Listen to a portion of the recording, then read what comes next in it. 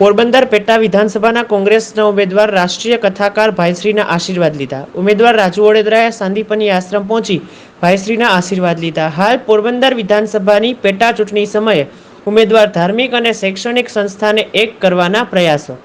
પરમ પૂજ્ય સદગુરુ અને રાષ્ટ્રીય સંત શિરોમણી ભગવત કથા વિવેચક પૂજ્ય ભાઈશ્રી રમેશભાઈ ઓઝાના આશીર્વાદ પ્રાપ્ત કરવા આજરોજ સાંદીપની ખાતે કોંગ્રેસ પાર્ટીના વિધાનસભાના ઉમેદવાર શ્રી ઓડેદરા રાજુભાઈ ભીમાભાઈ, નિરીક્ષક શ્રી કાંતિભાઈ બાવળવા, સેવાદળના રાષ્ટ્રીય નેતા જેપી તિવારી, સેવાદળના રાષ્ટ્રીય સચિવ અને ગુજરાતના પ્રભારી સંધ્યા પુરોહિત તથા ભાર્ગવ જોશી પૂજ્ય ભાઈશ્રીની નિશ્રામાં પહોંચ્યા હતા.